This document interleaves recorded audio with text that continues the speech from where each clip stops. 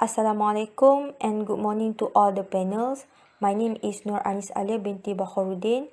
I'm from RK20 and today I will present the introduction part of this project.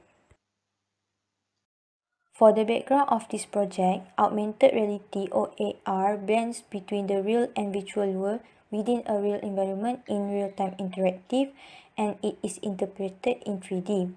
The simple AR can be divided into two types, which are marker-based and markerless-based. Ar-UniMAP uses visual imagery of the user's surrounding and implements it live. This Ar-map can be implemented easily on smartphones as long as they are compatible with AR Core. Problem statement of this project is visitors have difficulties in which they cannot navigate the location of campus since the structure of the buildings are quite complicated. Second, the visitors have faced some problems to recognize the structure of the buildings considering there are a lot of similar buildings in the campus. Lastly, visitors are not familiar with the campus, especially if it is their first time to be there.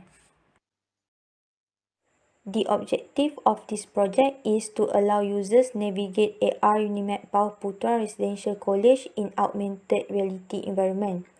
Second, to provide an information using the AR map. Lastly, to allow all the visitors to familiarize themselves with this campus using a self-guided mobile map.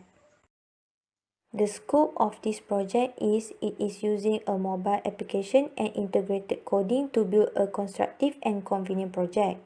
The main goals are to allow users navigate location and provide them an information of using the AR map in UniMAP campus. This project will be built by using digital devices such as AR Core Mobile that combines digital and peripheral features which are 2D and 3D visuals, text, sounds, and video.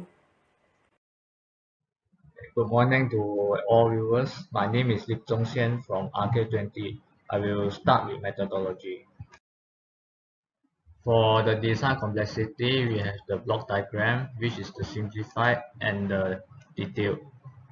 The smartphone will act as the user and display, which is the input and the output respectively, whereas the AR map system, which consists of interface, camera, tracking, marker detection, controller, database, and rendering will act as the process. And then we have the context diagram, which shows the relationship between the user and the application. For requirements, we need to know about AR, which we need to study about it, and then we need to have smartphones, which are Android devices that are compatible with AR. And then we need to use AR Core, which is a software development kit or SDK for short, developed by Google. Unity, a type of game engine for development of applications. Euphoria, a SDK for AR. Blender, a 3D model maker, and of course, 3D model knowledges and database knowledges such as XML.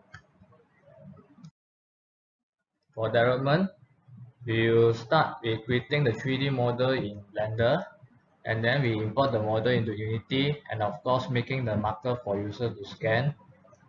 And of course we create the XML file for database and CH file for enabling interaction.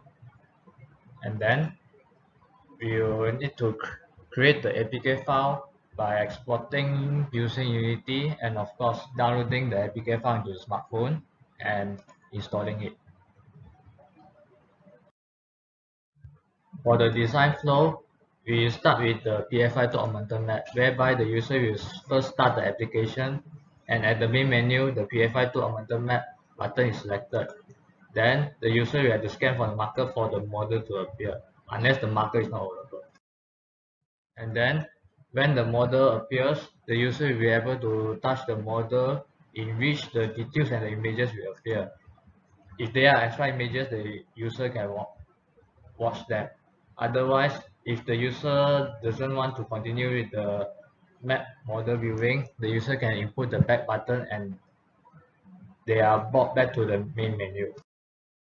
Whereas for the room view button is selected instead of the PFI to augmented map.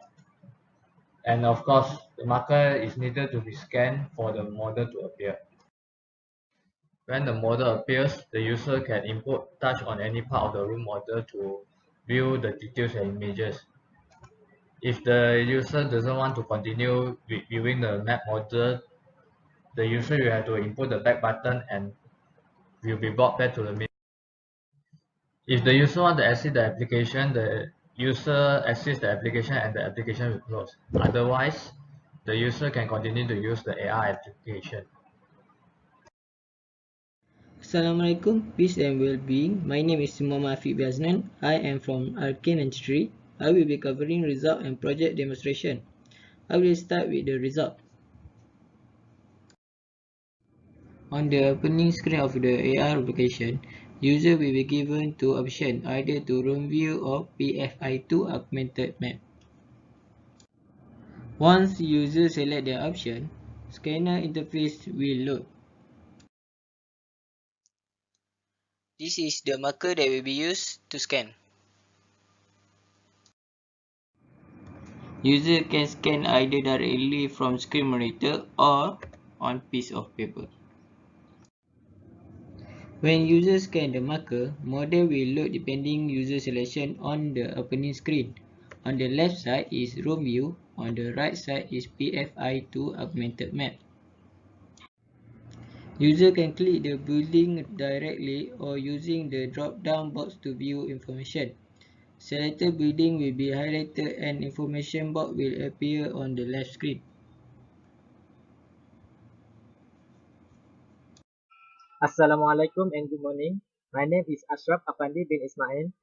I'm from RK53. Today I will talk about project design consideration.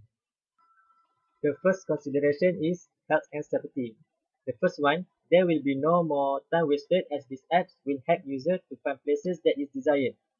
The second one, there will be no more accidents since these apps can be used indoor and with little movement to navigate their AR map. The third one, there will be no more human footprint, transport costs, and infrastructure because there will be no driving and users only need to view through the apps to know the location without having been to the desired place. Next is environmental consideration. The first one, we can reduce carbon footprints by negating the need for mobile and reducing resources used to plan real-world activities. The only thing is needed is marker and phone.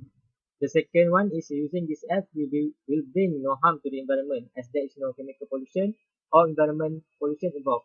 By using only user's phone, no other organism will be hurt when using the app. The third consideration is cultural and benefit to society.